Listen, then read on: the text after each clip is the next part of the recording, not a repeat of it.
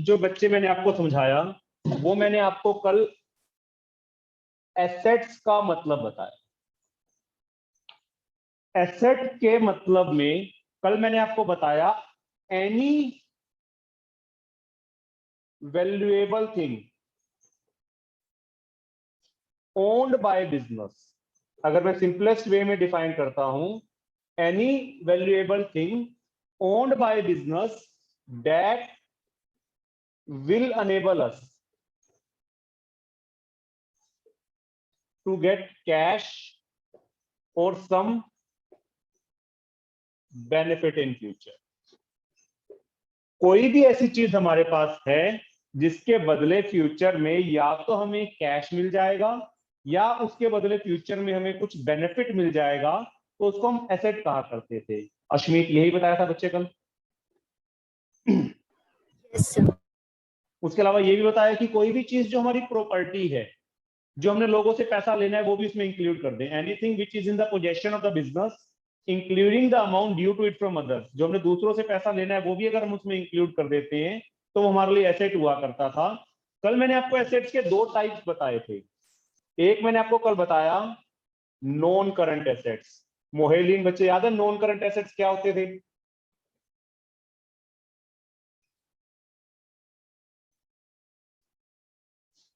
मोहेलीन बच्चे non current assets ध्यान है कौन से होते थे?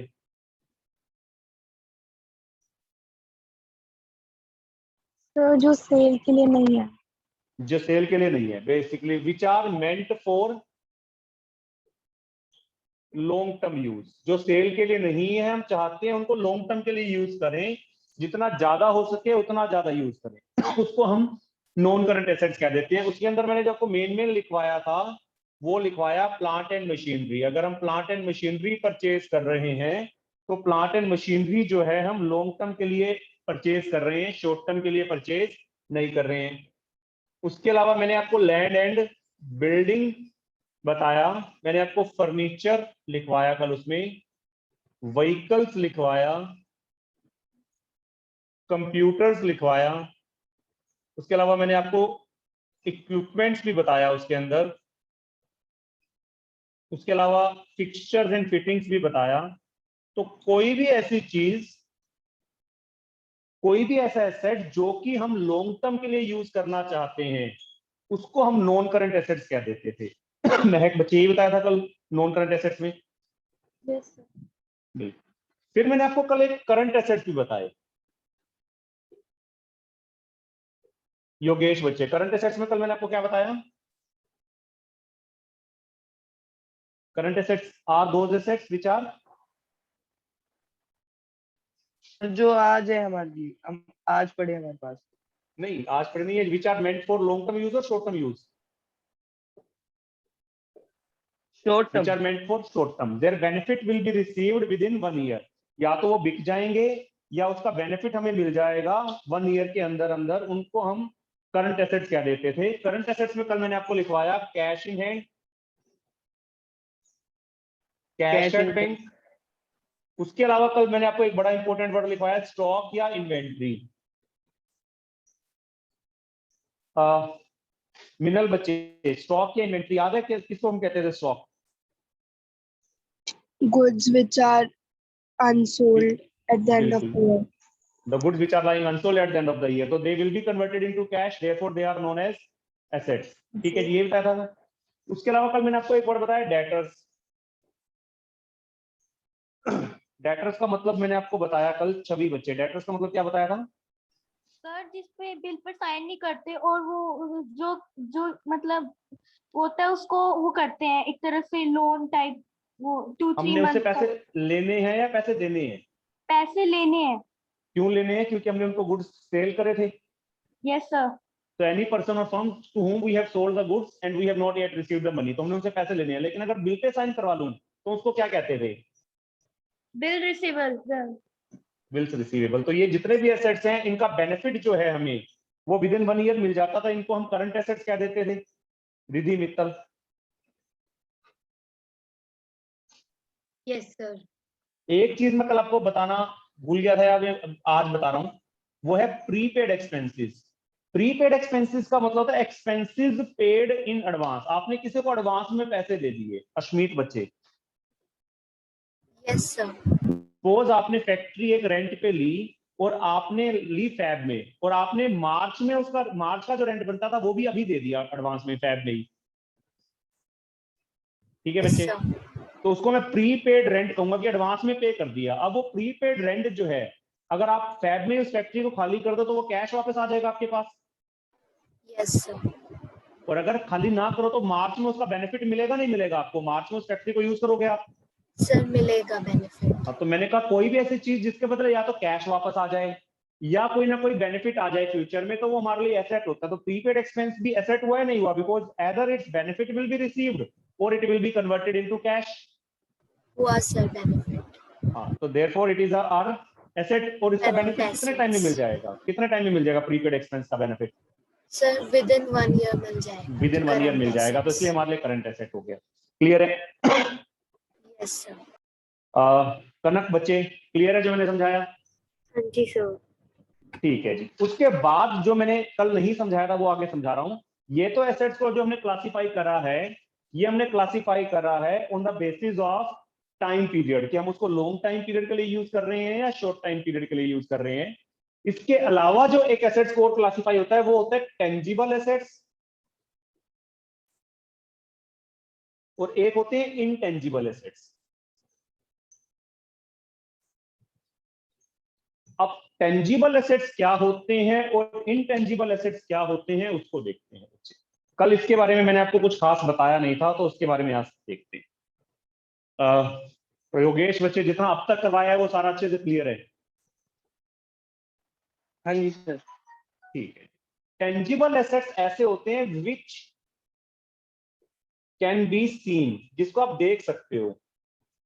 विच कैन बी टच्ड, जिसको आप देख सकते हो, टच कर सकते हो। Which has some physical existence, physically आपको सामने रखा हुआ वो दिखेगा, उसकी शेप साइज कुछ ना कुछ है, वो तो होता है टेंजिबल। बेसिकली जो चीज दिखती है, जो एसेट आप देख सकते हो, वो टेंजिबल होता है। मोहिलीन बच्चे यहां से देखते हैं, चलो। प्लांट एंड मशीनरी, क्या वो फिजिकली एग्जिस्ट करती है? मतलब वो दिखती है क्या हमें? Yes, sir. Land and building क्या फिजिकली एग्जिस्ट करती है? क्या दिखती है हमें? Yes, sir. Furniture, Yes, sir. Vehicles, Yes. Computer, Yes, sir. Equipment, fixtures and fittings, ये सब कुछ दिखता है। ठीक है जी।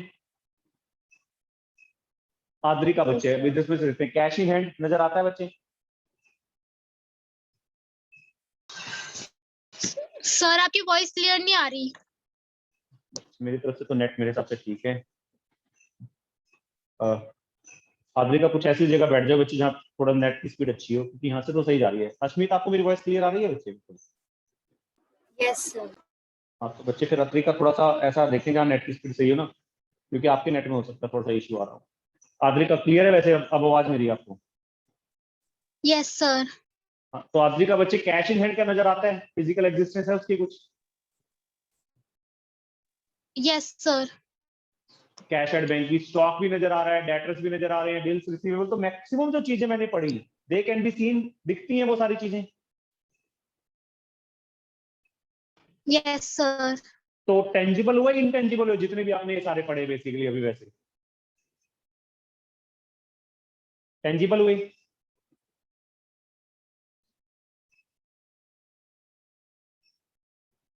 महक बच्चे, सारे टेंजिबल हुए, इनटेंजिबल हुए? So tangible. टेंजिबल हुए। अब इनटेंजिबल कौन से होते हैं? Which can not be seen. कुछ ऐसे ऐसे भी हैं जो दिखते नहीं है, कैन नॉट बी टच्ड, आप उनको टच नहीं कर सकते। Which do not have any physical existence, वो एसेट्स ऐसे होते हैं जिनकी कोई फिजिकल एग्जिस्टेंस नहीं है, बट वैल्यूएबल है, बट कैन बी सोल्ड। मतलब दिखता नहीं है, कोई चीज ऐसी है जो दिख नहीं रहा, जिसकी कोई फिजिकल शेप साइज वगैरह नहीं है, ठीक है जी, लेकिन फिर भी वो एसेट ऐसा है जो बिक रहा है। तो क्या कोई दिमाग में आता है मोहेलिन ऐसा एसेट? कभी हमने सुना ऐसा कोई चीज बिकती नहीं है लेकिन बिक जाती है, या उसका बेनिफिट मिल जाएगा हमें फ्यूचर में? मोहेलिन कभी सुना हमने ऐसा एसेट कोई which cannot be seen, cannot be touched, but can be sold? The services. Services, हाँ सर्विसेज तो बेसिकली, उसके अलावा एसेट की अगर मैं बात करूं तो मिनल कोई दिमाग में आता है Sir, ऐसा asset? logo. हाँ जी, Logo. लोगो, हाँ लोगो में बताता हूँ क्या चीज होती है उसमें। इसमें मेन चीजें होती हैं, एक तो आता है गुडविल। गुडविल का मतलब होता है रेपुटेशन इन द मार्केट। हमारी मार्केट में एक रेपुटेशन है।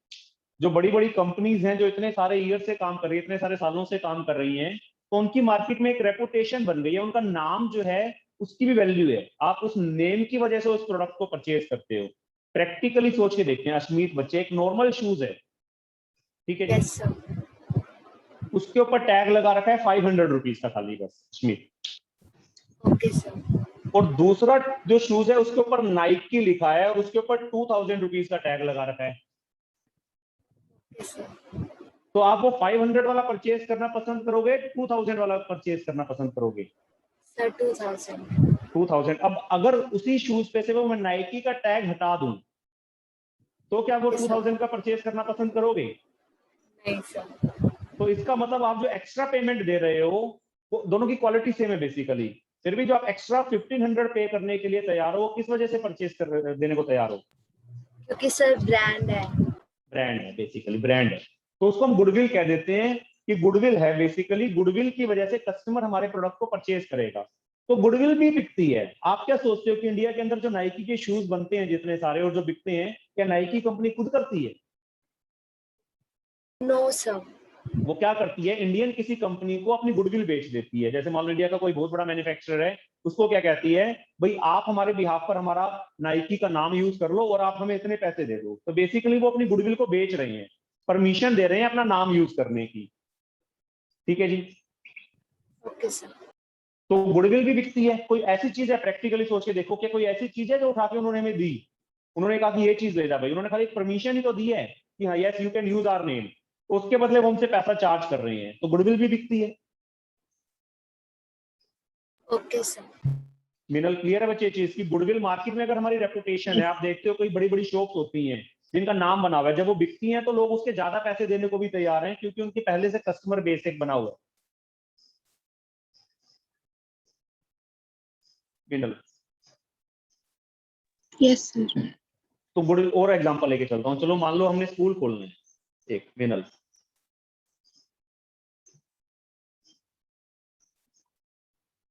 So can you repeat? Suppose we have to open a school, हमने एक स्कूल ओपन करना है सपोज। उसके लिए हमें ब्रांड चाहिए होगा। हाँ, मान लो मैं जो है डीपीएस नाम लगा के बोर्ड शुरू कर देता हूँ, तो क्या मैं शुरू कर सकता हूँ डीपीएस नाम लगा के? उसके लिए हमें कहीं से अप्रूवमेंट भी चाहिए होगी किसी भी बिल्कुल। brand तो की। मैं क्या करूंगा, मैं डीपीएस सोसाइटी वालों के पास जाऊंगा और उनको कहूंगा भाई मैं डीपीएस के नाम से स्कूल खोलना चाहता हूँ, क्या आप मुझे अलाउ करते हैं? वो मुझे कहते हैं ठीक है जी, आप मुझे 1 करोड़ रुपीज दे जाओ और आप ओपन कर लो, ठीक है। Yes, sir. तो क्या उन्होंने मुझे कुछ ऐसी चीज दी उठा के जिसको मैं देख सकता था या टच कर सकता था? नहीं सर, उन्होंने सिर्फ ब्रांड का नेम दिया है, हाँ, लेकिन बस उन्होंने एक परमिशन दी, बेसिकली एक परमिशन दे दी कि yes you can use the name, बस, और तो कुछ नहीं दिया। No sir. तो इसका मतलब कोई ऐसी चीज थी जो दिख नहीं सकती थी लेकिन फिर भी मैं उसके बदले पेमेंट करके आ गया, तो इंटेंजिबल है बेसिकली। Yes sir. गुडविल के अलावा एक होता है बच्चे ट्रेडमार्क्स। ट्रेडमार्क जो बार बार यूज करो ना, लोगो, जैसे नाइकी का मैंने कहा तो ये सिंबल है मान, अगर ये शूज के ऊपर ट्रेडमार्क लगा हुआ है या ब्रांड मार्क लगा हुआ है तो इससे उस प्रोडक्ट की वैल्यू बढ़ जाएगी। कनक बच्चे, अगर शूज के ऊपर ये मार्क लगा हुआ है तो उसकी वैल्यू बढ़ जाएगी नहीं बढ़ जाएगी? बढ़ जाएगी सर.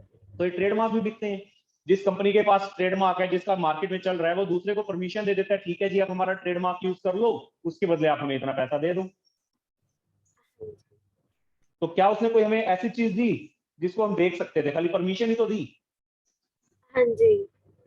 उसके अलावा बच्चे एक होता है कॉपीराइट। कभी सुना है word copyright? Yes sir. Yes sir. चलो पहले ये Yes, बताओ sir. कॉपी का मतलब क्या था? जो आप जिस रजिस्टर के अंदर अपना काम उतारते हो, क्या हम उसको कॉपी कह सकते हैं? कि बच्चे कहते हैं कॉपी कंप्लीट कर ली मैंने, क्या उसको कॉपी कह सकते हैं? Yes, sir. Yes. कॉपी का मतलब क्या होता है? कि किसी चीज को नकल डुप्लीकेट कर करना। देना। Imitate करना शायद. हाँ, इमिटेट कर देना मतलब उसकी नकल कर देना, कॉपी कर देना, यही होता है ना। Yes, sir. हम जनरली उसको कॉपी क्यों कहते हैं? क्योंकि अपने फ्रेंड को देख के हमने फ्रेंड से रजिस्टर लिया, उसमें से देख के टेपा मार दिया सारा, इसलिए हम कह देते हैं हमने अपनी कॉपी बना ली, इसलिए तो कहते हैं copy. Ashmeet, Yes, sir. Otherwise तो उसको रजिस्टर या नोटबुक कहा जाता है, कॉपी तो कहा नहीं जाता। हमारे इंडियन लैंग्वेज में कॉपी क्यों चलता है वर्ड? क्योंकि हम अधिकतर कॉपी ही करते हैं। हम किसी का देखते हैं रजिस्टर, उसमें से एज इट इज उतार देते हैं, तो इसलिए हम कह देते हैं हमने कॉपी बना ली अपनी। Yes, sir. हाँ, तो एक्चुअल में कॉपी नहीं होती, एक्चुअल में या तो रजिस्टर कहेंगे उसको या नोटबुक कहेंगे। कॉपी तो हम इसलिए कह देते हैं क्योंकि डुप्लीकेट कर दिया। अब कॉपीराइट का मतलब क्या है बच्चे? जनरली ये चलता है बुक्स के अंदर, म्यूजिक वगैरह के अंदर, सॉन्ग्स वगैरह के अंदर। सोच के देखते हैं, चलो कनक बच्चे, मान लो किसी ने कोई सॉन्ग लिख दिया, लिरिक्स लिख दी, ठीक है जी कनक। हाँ जी सर। अब कोई नया जो म्यूजिशियन है वो सॉन्ग्स की लिरिक्स को एज इट इज यूज करना चाहता है, तो क्या आपके हिसाब से उसको यूज कर सकता है? सर कर सकते हैं अगर उसकी परमिशन हो तो। हाँ, परमिशन हो, बिल्कुल। जिसने ओरिजिनल उस सॉन्ग को लिखा होगा वो उसके पास जाएगा कि देखो जी आपने ये सॉन्ग लिखा था, ये लिरिक्स मैं अपने नए सॉन्ग में यूज करना चाहता हूँ, आप मुझे परमिशन दे दो कॉपी करने की, मतलब वही डुप्लीकेट करने की परमिशन दे दो, और उसके बदले आप मेरे से इतने पैसे ले लो, यही हाँ होगा। जी। हाँ जी। तो इसका मतलब जो ओरिजिनली जिसने सॉन्ग लिखा था उसके पास कॉपीराइट थे। आप देखते हो ये लिखा आता है कॉपीराइट, बेशक से आप अपनी बुक उठा के देख लेना, जो डीके गोयल सर की बुक होगी वो उठा के देख लेना, उस बुक के आगे जहां ऑथर होगा, मैं आपको दिखाता हूँ, एक सेकंड।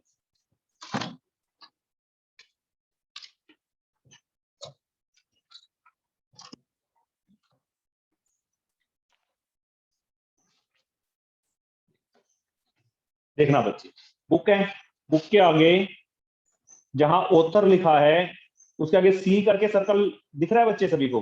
छवि नजर आ रहा है सी करके सर्कल? Yes sir. हाँ, तो ये Yes, सी करके जो सर्कल है ऑथर के आगे, एक ये वाला सी करके जो सर्कल है, ये कॉपीराइट ही तो है। इसका मतलब वो क्या कहना चाह रहे हैं कि अगर आपने इसकी कॉपी करनी है, मतलब इसकी फोटो स्टेट करानी है, तो ऑथर की परमिशन के बिना नहीं कर सकते। क्लियर है आदरिका बच्चे? yes sir. अगर कॉपी करवानी है तो परमिशन लेनी पड़ेगी, और उस परमिशन के बदले क्या होगा, हम अमाउंट चार्ज कर लेंगे। तो कॉपीराइट भी अपने आप में एक हमारा एसेट है जिसको अगर हम बेचना चाहें तो बेच सकते हैं। मोहिलीन क्लियर है बच्चे? Yes, sir. एक पेटेंट्स होते हैं, कभी सुना है वर्ड पेटेंट्स? किसी ने भी सुना हो पेटेंट? योगेश?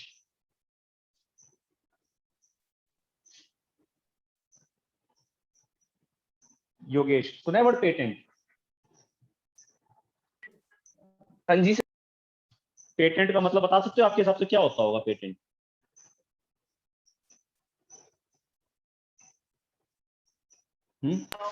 सर जैसे कॉपीराइट होता है वैसे ही होता है पेटेंट भी। हाँ, बेसिकली क्या होता है, कोई नई एक- टेक्नोलॉजी जैसे मान लो मैं बनाता हूँ,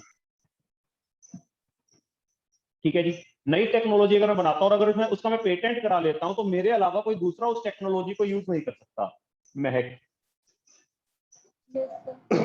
जैसे एंड्रॉइड है, मान लो प्रैक्टिकली सोच के देखता हूँ, एंड्रॉइड है महक, तो एंड्रॉइड क्या जो सैमसंग कंपनी है वो वैसे ही लगा लेती है, या एंड्रॉइड उनसे लेना पड़ता है उनको टेक्नोलॉजी को? लेना पड़ता है। हर एक जो मोबाइल मैन्युफैक्चरर है एंड्रॉइड की टेक्नोलॉजी कंपनी से परचेज करता है। इसका मतलब टेक्नोलॉजी तो उनको पता है क्या है, लेकिन उसको यूज नहीं कर सकते क्योंकि किसी दूसरे ने उसका पेटेंट करवा लिया। तो सेम जैसे कॉपीराइट है वैसे ही पेटेंट है। तो पेटेंट में भी अगर कोई हमारी टेक्नोलॉजी को यूज करना चाहता है तो हम उसको परमिशन देंगे तभी यूज कर पाएगा। तो टेंजिबल हुआ इनटेंजिबल हुआ महक बच्चे? Intangible. इनटेंजिबल। तो ये चार मेन है। उसके अलावा जो ये प्रीपेड एक्सपेंस मैंने आपको बताया, एक्सपेंसेस पेड इन एडवांस, मैंने किसी को एडवांस में पे कर दिया, तो प्रीपेड रेंट है सपोज। कनक बच्चे, प्रीपेड रेंट, क्या प्रीपेड रेंट के नाम से कोई चीज सामने हमें रखी हुई नजर आ रही है? No sir.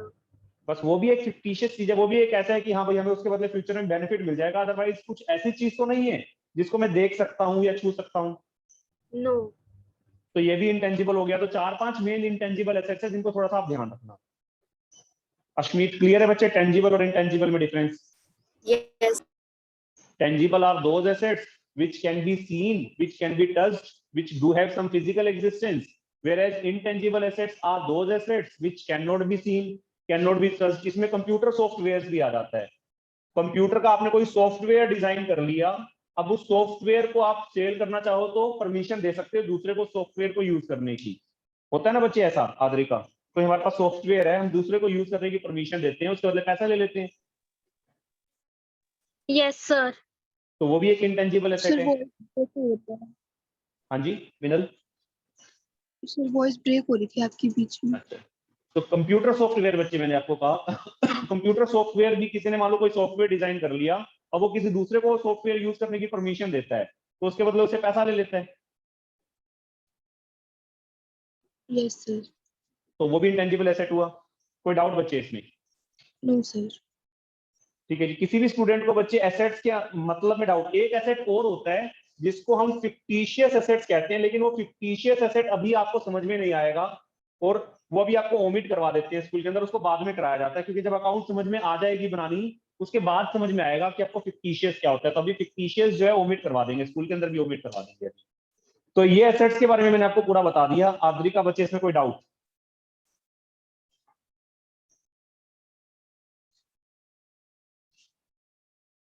अश्मीत बच्चे एसेट्स के मतलब में कोई डाउट? No sir. महक बच्चे कोई डाउट इसके मतलब मीनिंग में? योगेश आपको कोई डाउट? सर एक बार प्रीपेड एक्सपेंसेस वाला बताना। प्रीपेड एक्सपेंसेस ऐसे एक्सपेंसेस होते हैं जो हमने एडवांस में पे कर दिए। मान लो मैंने फैक्ट्री किराए पे ली मार्च और फैब में किराए पे ली और मार्च का रेंट भी मैंने फैब में पे कर दिया, तो उसको मैं प्रीपेड रेंट के नाम से अपने बुक्स में रिकॉर्ड कर दूंगा कि मैंने एडवांस में पे कर दिया। ठीक है। Okay sir. अब अगर फैब में आप उस फैक्ट्री को खाली करने लग गए तो क्या होगा? या तो आपको आपका कैश वापस मिल जाएगा हाँ जी। या उसका बेनिफिट मिल जाएगा। अगर खाली नहीं करोगे मार्च में बेनिफिट मिल जाएगा, तो मैंने ऐसे आपको हो जाएगा। बोला अच्छा हो जाएगा, क्योंकि या तो उसके बदले कैश मिलेगा या कुछ बेनिफिट मिलेगा। क्लियर है? हाँ जी सर। ठीक है जी। तो एसेट्स का मतलब मैंने बता दिया। दूसरा वर्ड देखिए। सर पेटेंट और कॉपीराइट एग्जैक्ट सेम होते हैं? नहीं, कॉपीराइट बच्चे एक्चुअली में जैसे बुक है, बुक की तो कॉपी होगी ना, उसका कोई टेक्नोलॉजी तो है नहीं, अलग अलग चीज है। Yes, जैसे मान लो sir. टेक्नोलॉजी कोई आपके पास है, तो टेक्नोलॉजी की अगर आप परमिशन लेना चाहते हो तो उसके लिए आप उसको पेटेंट करा लोगे। कोई ऐसी चीज है जिसकी फोटो स्टेट कराई जा सकती है, या जैसे सॉन्ग लिख दिया आपने, सॉन्ग कोई एज इट इज यूज कर सकता है, उसका आप कॉपीराइट ले लोगे। Okay sir. ठीक है। डुप्लीकेट अगर कोई आप चाहते हो कि उसको डुप्लीकेट ना करे तो कॉपीराइट हो जाएगा, और एज इट इज जो आपकी टेक्नोलॉजी है कोई दूसरा उसको यूज ना करे उसके लिए आप फिर उसका पेटेंट करा लेते हो।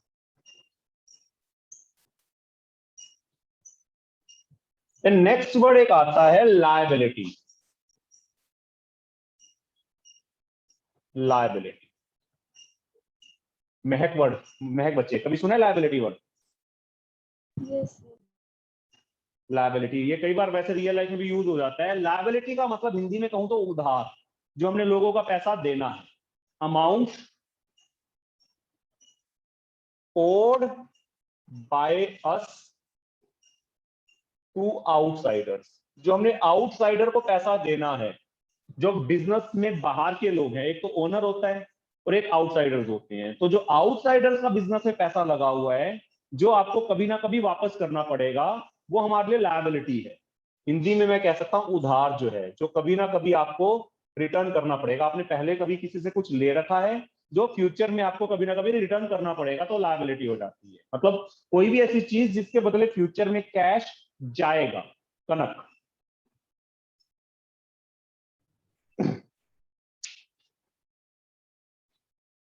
कनक हाँ जी सर। एसेट में क्या बताया था? कोई भी ऐसी चीज जिसके बदले फ्यूचर में कैश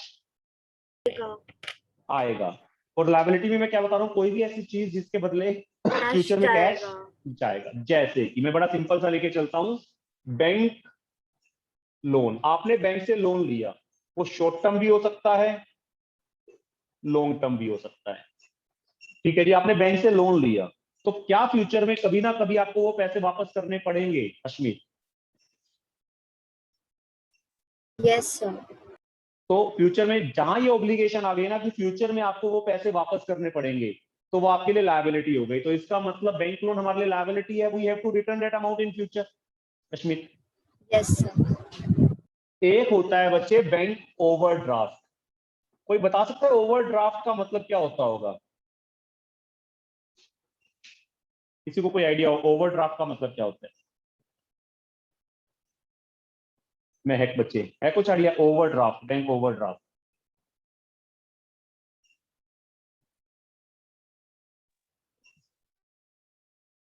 बताता हूं, चलो। ओवर का मतलब ज्यादा, ड्रॉ का मतलब निकालना। तो कई बार बैंक आपको एक फैसिलिटी दे देता है कि भाई आपके अकाउंट में जितना बैलेंस है आप उससे ज्यादा निकालना चाहो तो ज्यादा भी निकाल सकते हो। उसके लिए जनरली हमें कुछ ना कुछ सिक्योरिटी रखनी पड़ती है। तो बैंक हमें एक फैसिलिटी दे देता है, भाई जितना आपके अकाउंट में बैलेंस हो उससे ज्यादा निकाल लो। बड़ा सिंपल से एग्जांपल लेके चलता हूँ। सपोज मेरे बैंक सर, में, हाँ जी, जैसे करंट अकाउंट में ये ऑप्शन मिलती है हाँ वैसे करंट ही? अकाउंट में ऑप्शन होती है, बिल्कुल जी। सीसी अकाउंट आपने कई बार वर्ड सुना होगा। आपने दो वर्ड सुने, चलो और अच्छे से एक्सप्लेन करता हूँ। Debit card, credit card. ये तो आप सभी को पता होगा, आजकल के बच्चों के पास, सभी के पास होती है। हाँ हाँ जी जी सर। अश्मित, सुना हुआ है। अब डेबिट कार्ड और क्रेडिट कार्ड में डिफरेंस क्या है? चलो आप कोई बता सकता है आपने से मुझे? सर क्रेडिट कार्ड वो होता है जिसमें हम लोन से क्रेडिट लेते हैं, उसको यूज करते हैं, फिर बाद में हमें पे करना होता है। हाँ बिल्कुल। डेबिट कार्ड में क्या होता है, मान लो मेरे अकाउंट में 10,000 रुपीज है, तो वो बैंक क्या कहता है, जो आपके अपने 10,000 है वही खर्च कर सकते हो, हम अपनी तरफ से आपको कोई फैसिलिटी नहीं दे रहे। क्रेडिट कार्ड में बैंक क्या करता है कि हम आपको ओवरड्राफ्ट की फैसिलिटी देते हैं। मान लो आपका 20,000 का क्रेडिट कार्ड है, तो बैंक कहता है आपके अकाउंट में नहीं है फिर भी निकाल लो, तो बाद में वापस कर देना। क्लियर है? Yes sir.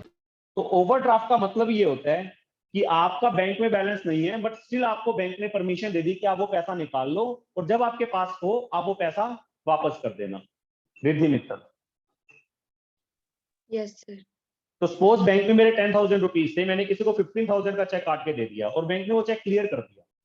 रिद्धि, यस तो सर। अब आपके हिसाब से बैंक में मेरा नेगेटिव बैलेंस हो गया नहीं हो गया? Yes sir. कितने से नेगेटिव बैलेंस हो गया? 10,000 मेरे अकाउंट में पड़े थे, मैंने 15,000 का किसी को चेक काट के दिया और बैंक ने वो चेक क्लियर कर दिया, मतलब पेमेंट कर दी। 5,000। 5,000 नेगेटिव बैलेंस हो गया, तो उस नेगेटिव बैलेंस को मैं ओवरड्राफ्ट कहूंगा, बैंक ओवरड्राफ्ट। लोन और ओवरड्राफ्ट में डिफरेंस क्या? लोन तो आपने एक बार में ले लिया बैंक से पैसा, ओवरड्राफ्ट फ्लेक्सिबल है, Yes. आपकी मर्जी है, आज आपको जरूरत है आप बैंक से निकलवा लो, कल दोबारा डिपॉजिट करवा दो बेशक से बैंक में। सर हाँ जी बच्चे, सर चेक बाउंस भी तो हो सकता है ओवरड्राफ्ट की जगह। नहीं, अगर बैंक से ओवरड्राफ्ट की फैसिलिटी है फिर तो ना बाउंस होगा। बैंक से आपने पहले से कर रखा है, बैंक ने आपको एक लिमिट बना दी कि 1 लाख तक आप ओवरड्राफ्ट करा सकते हो, तो उस केस में फिर बैंक को अगर आप चेक, मान लो चेक काट के भी दोगे किसी को, तो बैंक को उसको बाउंस थोड़ा ना करेगा। ठीक है जी। ओवरड्राफ्ट का मतलब भी होता है कि जितना आपका बैंक में बैलेंस है आपने उससे ज्यादा विड्रॉ कर दिया, और उस केस में फिर वो पैसा आपको वापस करना पड़ेगा। तो छवि बच्चे, आपके हिसाब से अगर आपने ओवरड्राफ्ट करवाया तो लायबिलिटी हुई या नहीं हुई? सर हुई। हुई, बिल्कुल जी। उसके अलावा चलो मैं एक देखता हूँ, क्रेडिटर्स। क्रेडिटर, कल मैंने आपको डेटर्स का मतलब बताया था, कोई भी ऐसा पर्सन या फर्म जिससे हमने पैसे लेने हैं, जिसको हमने उधार में माल दिया है। आप जी का ये बताया था कल डेटर्स का मतलब। Yes sir. क्रेडिटर्स का मतलब है कोई भी पर्सन है firm from whom we have purchased goods or services. हमने किसी से गुड्स या सर्विसेज लिए on credit, and we have not paid money to them. हमने अभी तक उनको कोई पैसा नहीं दिया है, तो हमने उनको पैसे देने हैं। तो डेटर्स का मतलब कल मैंने बताया था जिससे हमने पैसे लेने हैं, क्रेडिटर्स का मतलब जिसको हमने पैसे देने हैं। मोहिलीन, क्लियर है बच्चे? क्रेडिटर्स जिसको हमने पैसे देने हैं, जिससे हमने क्रेडिट में माल लिया है, सामान लिया है। ठीक है बच्चे? मोहिलीन, yes sir. Suppose mister Ram है, उससे हमने 10,000 के गुड्स क्रेडिट पे ले लिए और उसको कहा 2 महीने बाद आपको पैसे दे देंगे। तो अब आज अगर मेरे से कोई पूछता है कि अपनी लायबिलिटीज बताओ, तो लायबिलिटीज में वो मिस्टर राम जो है इंक्लूड होने चाहिए नहीं होने चाहिए? मोहिलीन, सर एक बार रिपीट कर दो। हमने मिस्टर राम से 10,000 के गुड्स आज परचेज करे और उनको मैंने कहा कि मैं आपको 2 महीने के बाद पेमेंट कर दूंगा, आज मुझसे कोई ये पूछता है कि अपनी लायबिलिटीज की डिटेल बताओ, तो क्या मिस्टर राम हमारी उस लायबिलिटी में इंक्लूड होने चाहिए, नहीं होने चाहिए? No sir. मैंने उनको पैसे देने, उनको कहा कि 2 महीने बाद आपको पैसे दूंगा, तो अब वो आज वो मेरी लायबिलिटी है या नहीं सर है। है? क्योंकि मुझे उसको बाद में पैसा देना पड़ेगा, तो उसको लायबिलिटी को किस नाम से अपनी बुक्स में शो कर दूं? क्रेडिटर्स के नाम से। Yes sir.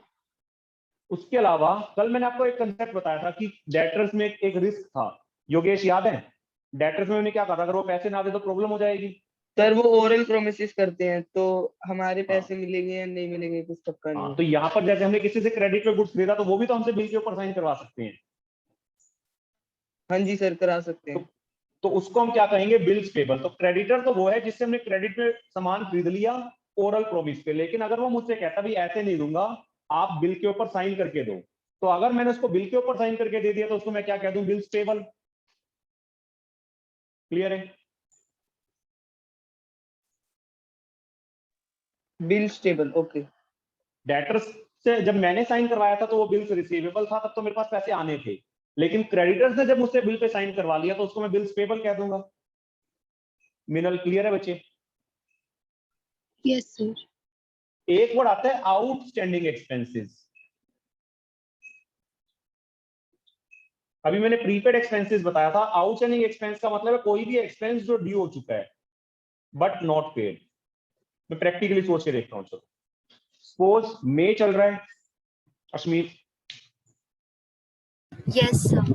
मैंने बिल्डिंग किराए पे ले रखी है और अप्रैल का जो रेंट है वो मैंने अभी नहीं पे करा, तो जो अप्रैल का रेंट है वो ड्यू हो चुका है लेकिन मैंने पे तो नहीं करा अभी, यस सर। तो वो उसको मैं कहूंगा आउटस्टैंडिंग रेंट। आउटस्टैंडिंग रेंट हो गया वो हमारे लिए, ठीक है? ठीक है सर। अब वो आपके हिसाब से लायबिलिटी है नहीं है? मुझे फ्यूचर में पैसा देना पड़ेगा नहीं देना पड़ेगा? सर लाइबिलिटी है, फ्यूचर में देना लायबिलिटी, पड़ेगा। बिल्कुल। प्रीपेड एक्सपेंस तो मैंने आपको बताया था उसके बदले फ्यूचर में कैश मिल सकता है, तो वो तो हमारे लिए एसेट होता था, लेकिन आउटस्टैंडिंग एक्सपेंस में फ्यूचर में कैश देना पड़ेगा, तो हमारे लिए क्या हो गया? लाइबिलिटी। लायबिलिटी हो गई। क्लियर है बच्चे ये चीज? Yes sir.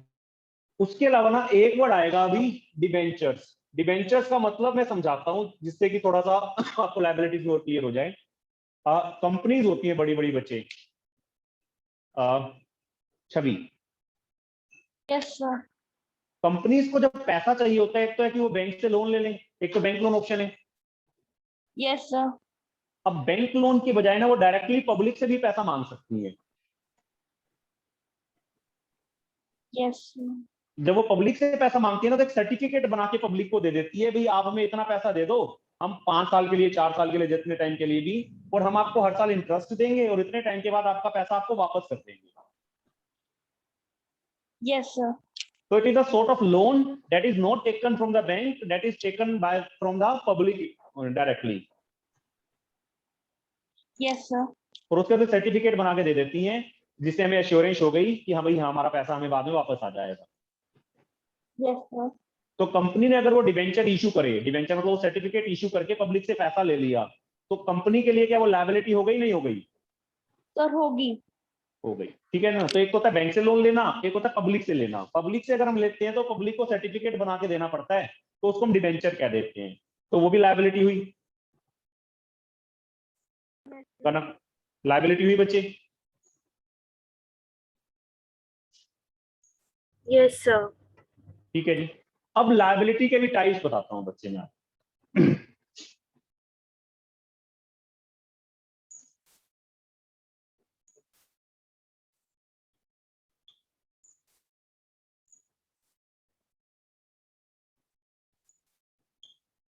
योगेश, बच्चे कल एसेट्स को मेन जो टाइप बताया था कौन कौन सा बताया था टाइम के हिसाब से अगर हम देखते थे तो?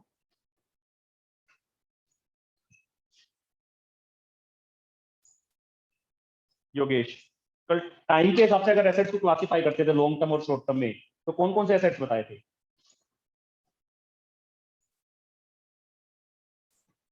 मोहेलिंग, non current and current. Non current and current, बिल्कुल जी, ठीक है जी। ऐसे लायबिलिटीज के अंदर भी एक होती है नॉन करंट लायबिलिटीज और एक होती है करंट लायबिलिटीज, मतलब वही है।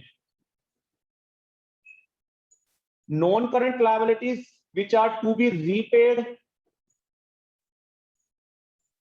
आफ्टर 1 ईयर, जो 1 साल से ज्यादा के लिए लायबिलिटी है 1 साल के बाद वापस करना पड़ेगा, और जो 1 साल के अंदर अंदर वापस करना पड़ेगा वो हमारी करंट लायबिलिटीज होगी। जैसे एसेट्स के अंदर लॉन्ग टर्म और शॉर्ट टर्म थे, वैसे लायबिलिटीज में भी कुछ आपने पैसा लिया जो आपने लॉन्ग टर्म के लिए लिया, भाई हम एक आपका पैसा आपको 1 साल के बाद वापस करेंगे, वो तो हो गई नॉन करंट लायबिलिटीज। और एक आपने पैसा लिया, भाई हम आपका पैसा आपको 1 साल के अंदर अंदर वापस कर देंगे, वो हो गई करंट लायबिलिटीज। महक बच्चे ठीक है ये चीज, करंट और नॉन करंट, जैसे एसेट्स लॉन्ग टर्म और शॉर्ट टर्म थे वैसे लायबिलिटीज भी लॉन्ग टर्म और शॉर्ट टर्म हो गई। ठीक है जी महक। Yes, sir. अब महक सोच के देखना बच्चे, बैंक से लोन लिया लॉन्ग टर्म के लिए, और जो डिबेंचर्स हैं, डिबेंचर्स भी जनरली 1 साल से ज्यादा के लिए होते हैं, ये दोनों तो आपके हिसाब से कौन सी लायबिलिटी हो गई?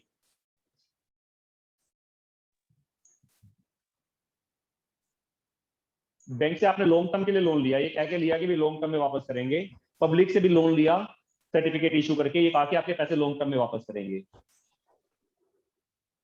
ये कौन सी लायबिलिटी हो गई? Current. नॉन करंट हो गई, बिकॉज लॉन्ग टर्म के लिए है दोनों। Yes, sir. ठीक है जी, किसी को डाउट हो बच्चे क्लियर कर सकते हैं? कनक आ रहा है बच्चे समझ में? जो लायबिलिटी 1 साल से ज्यादा के लिए है वो तो हो गई नॉन करंट। हाँ जी सर। और नीचे अगर आपसे बैंक से ओवरड्राफ्ट कराते हो, क्रेडिट कार्ड की बात करता हूं, क्या क्रेडिट कार्ड में जब बैंक आपको उधार देता है तो कितने टाइम का देता है? कौन बताएगा? हाँ जी कनक। सर मोस्ट ईयर तक का ही। नहीं, क्रेडिट कार्ड में 30 डेज, 40 डेज, 45 डेज जितनी लिमिट होती है, उसके बाद आपको उनका पैसा वापस करना पड़ता है। सर वो तो लिमिट के हिसाब से होता हाँ है ना। लिमिट, हाँ तो मतलब बेसिकली अगर चलो मैं लॉन्ग टर्म शॉर्ट टर्म की बात करता हूँ, तो बैंक ने जो आपको ओवरड्राफ्ट की फैसिलिटी दी वो लॉन्ग टर्म की थी शॉर्ट टर्म की थी? शॉर्ट टर्म की। हाँ तो ओवरड्राफ्ट हमेशा शॉर्ट टर्म के लिए होगा, हाँ जी। शॉर्ट टर्म लोन्स भी शॉर्ट टर्म के लिए। हाँ जी। क्रेडिट में आपने उधार पे सामान खरीदा तो आपको कितने टाइम का उधार मिल जाएगा? 30 डेज मतलब लिमिट के हिसाब से।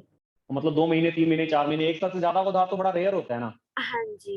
तो वो भी शॉर्ट टर्म हो गया। बिल्स पे बिल भी शॉर्ट टर्म हो गए। आउटस्टैंडिंग एक्सपेंस है, कोई एक्सपेंस जी हो चुका, आपने पेमेंट करी है, तो कितने टाइम में पेमेंट कर दोगे? With in 1 year. Yeah. तो वो भी आपके लिए क्या हो गया? Short term. तो ये जो मैंने बाद वाली 5 लायबिलिटीज बताई ये कौन सी हो गई? Current liabilities. हाँ जी सर। क्लियर है? हाँ जी।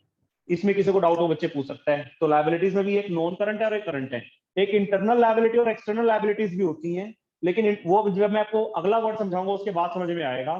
पहले इसमें कोई डाउट हो तो बच्चे एक बार क्लियर कर ले मेरे से। अश्मीत, क्लियर है लायबिलिटी का मतलब? Yes sir. अब एसेट्स भी हमने करे और लायबिलिटीज भी करी, तो आप सभी के हिसाब से एसेट्स ज्यादा होने चाहिए या लायबिलिटीज ज्यादा होनी चाहिए? Assets. एसेट्स। एसेट ज्यादा होने चाहिए। एसेट्स। बिल्कुल। अब आपने कईयों ने वर्ड सुना होगा दिवाला निकल गया बिजनेस का, सुना है कभी? बैंकरप्ट हो गया, अभी पीछे किंगफिशर वालों का दिवाला निकला था, हाँ जी सर। उसके अलावा बड़ी बड़ी Yes, कई sir. कंपनीज का दिवाला निकल जाता। तो वो दिवाला निकलने का आपके हिसाब से मतलब क्या होगा? जब आपने एसेट्स का भी मतलब समझ लिया, लायबिलिटीज का भी मतलब समझ लायबिलिटी लिया, में तो चले अब गए। लायबिलिटी बहुत ज्यादा लाइबिलिटीज बढ़ गई। बढ़ गई। इसका मतलब एसेट्स हमारे कम रह गए, लायबिलिटीज ज्यादा हो गई। जब ये सिचुएशन हो जाएगी कि एसेट्स हमारे कम हो गए, लायबिलिटीज ज्यादा हो गई, हमने लोगों को पैसा देना ज्यादा है, एसेट्स हमारे पास कम है, तो बिजनेस बैंकरप्ट हो जाएगा।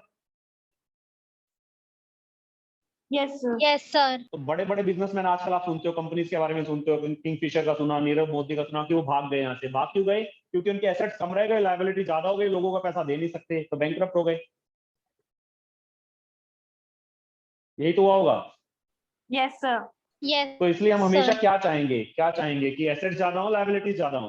एसेट्स। हाँ, एसेट्स। तो हम चाहेंगे एसेट्स हमारे ज्यादा से ज्यादा हो, लायबिलिटीज हमारी कम से कम हो। जितना एसेट्स ज्यादा होंगे और लायबिलिटीज कम होंगी, उतना ही हमारी फाइनेंशियल पोजीशन स्ट्रोंग होती जाएगी। ठीक है?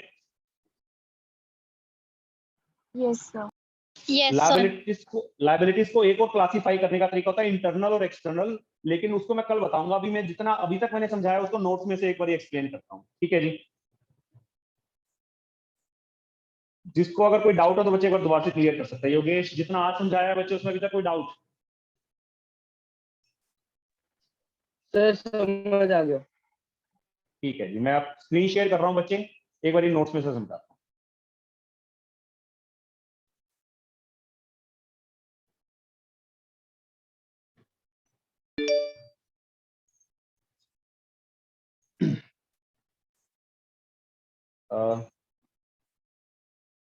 स्क्रीन नजर आ रही है बच्चे सभी को?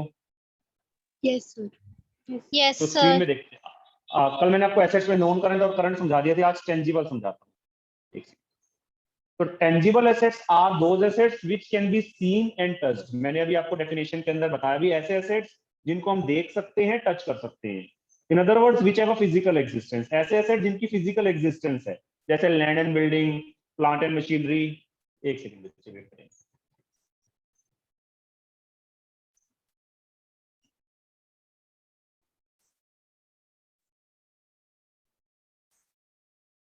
स्क्रीन नजर आ रही है बच्चे? Yes, sir. yes, sir. तो land and building, plant and machinery, computer, motor vehicles, furniture, stock, cash, तो ये सारा टेंजिबल हो गया। ठीक है जी, करना क्लियर है बच्चे? Yes, sir. एक सेकंड बच्चे, बीच में थोड़ा सा शायद, एक सेकंड वेट करें।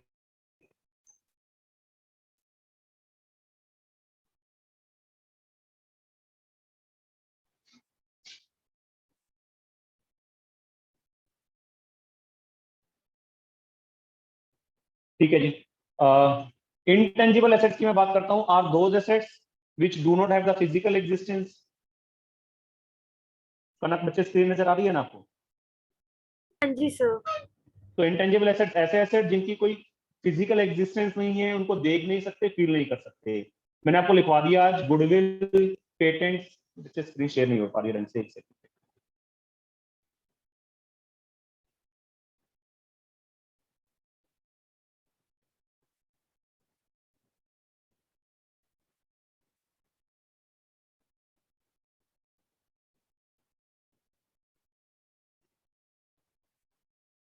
कनक बताना बच्चे, स्क्रीन नजर आ रही है आपको? हाँ जी सर। ठीक है जी, goodwill, patents, copyrights, trademarks, computer software, prepaid expenses. Clear है इंटेंजिबल? क्लियर है बच्चे यहां तक? Yes, sir. उसके बाद मैंने आपको आज जो समझाया, लायबिलिटीज की डेफिनेशन समझाइए। एक सेकंड वेट करें। लायबिलिटीज के अंदर बच्चे मैंने आपको इधर देखते हैं, it refers to the amount which the firm owes to outsiders excepting the amount owed to proprietor. जो हमें आउटसाइडर को पैसा देना है उसको हम लायबिलिटी कह देते हैं। डेफिनेशन ये कर लेंगे, नोट्स आपको मैंने भेज रखे हैं बच्चे, उसमें से देख लेना ये। ठीक है जी, एक सेकंड वेट करेंगे बच्चे, एक सेकंड। अब बच्चे उस स्क्रीन शेयरिंग में थोड़ा सा इशू आ रहा है, मैं आपको वैसे रीड आउट करके बताता हूँ। ठीक है जी, नोट सभी के पास मैंने भेज ही रखे हैं। ठीक है सभी बच्चे? Yes, sir. आपको नोट्स मैंने भेज रखे हैं और उसमें से रीड आउट कर रहा हूँ, एक सेकंड वेट करना। Okay, sir.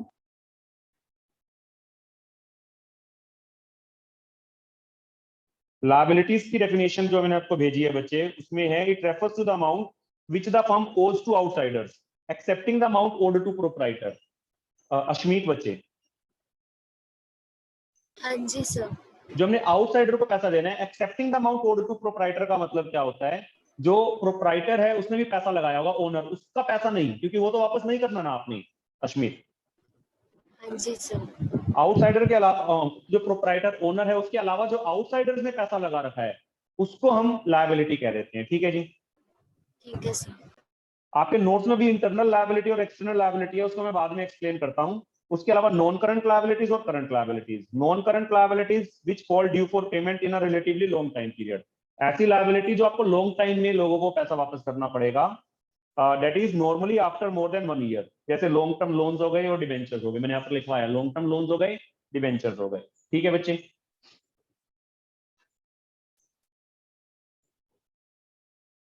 सभी बच्चे क्लियर है यहाँ तक? Yes, sir proprietor sir. क्या होता है बता हाँ दो। जी, प्रोप्राइटर क्या होता है? प्रोप्राइटर ओनर, बिजनेस का जो मालिक होता है। तो दो जगह से पैसा, एक तो मालिक ने अपना पैसा लगाया, एक बाहर से लेके लगाया। तो जो ओनर ने पैसा लगा रखा है वो लायबिलिटी नहीं है, जो आउटसाइडर्स ने पैसा लगा रखा है जो उनको वापस करना पड़ेगा हमें, वो लायबिलिटी है। ठीक है जी? Okay sir. Then current liabilities are those liabilities which are to be paid in near future, normally within 1 year. ऐसी लायबिलिटी जो आपको 1 साल के अंदर अंदर वापस करनी पड़ेगी। Bank overdraft, short term bank loan, creditors, bills payable, outstanding expenses, ये हमारे लिए करंट लायबिलिटीज हो गई। क्लियर है बच्चे? Yes sir. जो नोट्स में मैंने आपको बताया उसमें मैंने आपको एक इंटरनल लायबिलिटी और एक्सटर्नल लायबिलिटी बताया है। उसको जब मैं कैपिटल का मतलब समझाऊंगा उसके बाद आपको समझ में आएगा, उससे पहले नहीं समझ में आएगा, तो वो अभी कल के लिए पेंडिंग में है। जो आज समझाया उसमें कोई डाउट हो तो बच्चे बताएं। मोहिलिन बच्चे क्लियर है जो आज समझाया है? Yes sir. चलो मोहिलिन बच्चे आप बता दो मुझे एक बार लायबिलिटी का मतलब क्या हो गया, एक बार अपने वर्ड्स में बता दो बच्चे। सर वो चीज जिसके बदले में हमें बाद में पैसे पे करने पड़े,